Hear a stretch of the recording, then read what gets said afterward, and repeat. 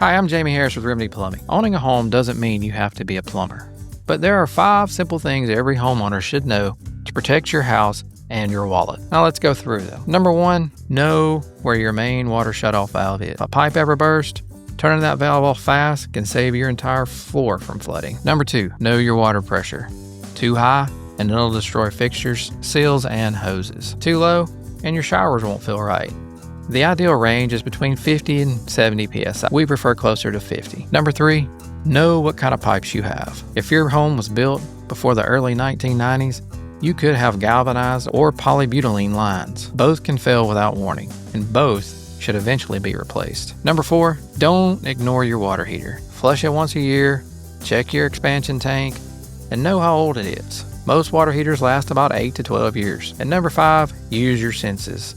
Listen for running water, look for stains or swelling, and pay attention to musty smells. Your ears and nose can catch small leaks before your eyes ever see them. Knowing these 5 basics gives you confidence and control as a homeowner. You don't have to fix it yourself. But when you understand the system, you'll spot trouble early. I'm Jamey Harris with Remedy Plumbing, and remember, Dr. Remedy makes house calls.